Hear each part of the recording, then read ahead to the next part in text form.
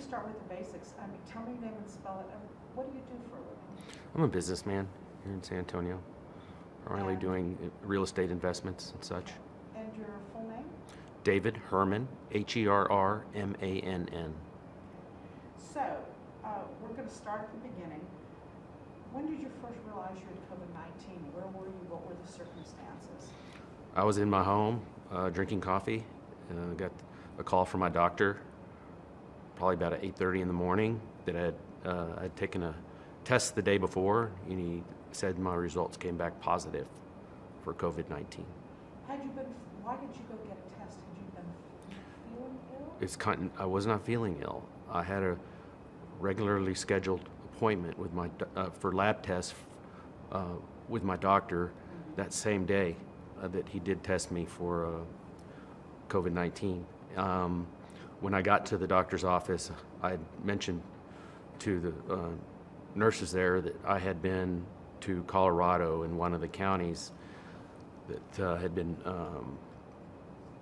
we had been told was a hotspot or area where there had been cases.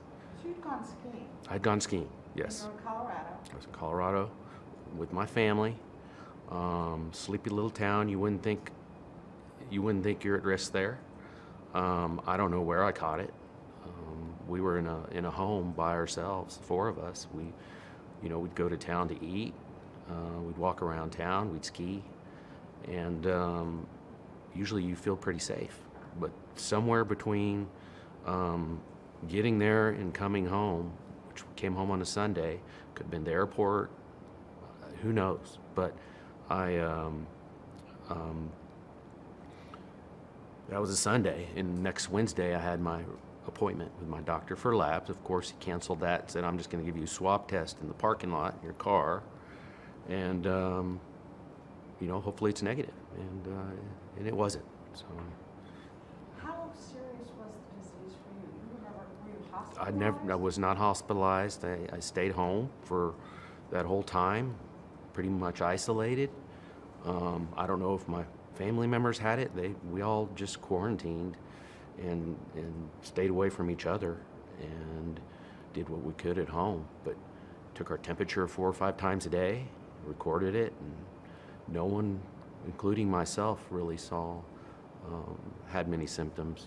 Sense of smell and taste for a day and a half, 2 days, sort of just disappeared, and which I thought was kind of odd, and I really thought maybe that I had a false positive, and my doctor said that was unlikely. And with those minor symptoms, I think I did have it. Now I know for sure I had it because of the antibody tests. It's interesting because you had a good experience with COVID-19.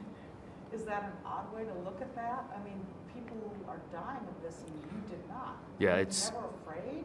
Yes, when he told me I was positive, I was terrified for my whole family. I was like, my son and I worked out the day before together, and I'm like, oh my gosh, if I have it, I've given it to these other people. And everyone I had been in contact with since I got back from Colorado, obviously I had let them know that I had tested positive, and they needed to probably watch their symptoms and to stay at home and quarantine. But it was scary. It really is. I'm lucky that I didn't get sick, and at the same time, I'm sad so many people are.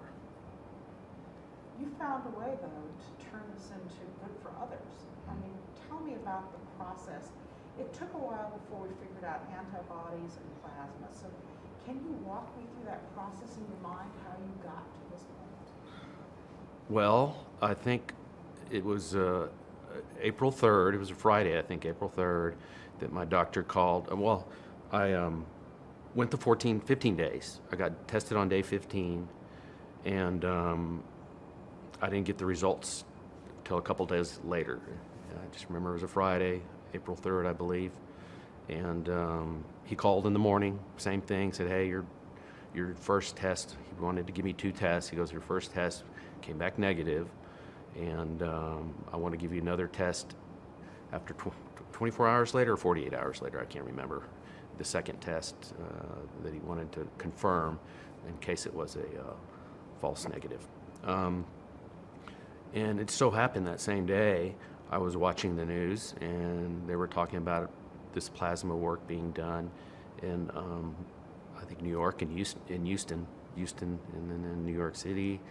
And then I just so happened to Google, plasma donation San Antonio or Bexar County, I can't remember. And I just, that same day, South Texas Blood and Tissue had announced that they were joining the program. So they had an email contact linked, and I linked into that and let them know at the time I was 53, and I told them I was healthy, pretty healthy, 53-year-old. I had very little symptoms, and I may possibly be candidate for plasma donation. And they reached out to me, I think the next day, or it might have been the same day, and said, they asked me a lot of screening questions to see if I wasn't disqualified for other reasons.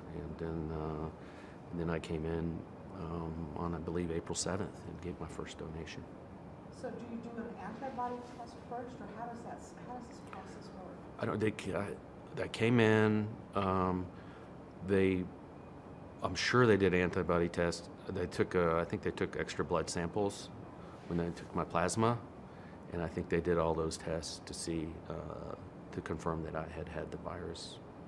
Why did you want to do this? Pardon me? Why did you want to do this?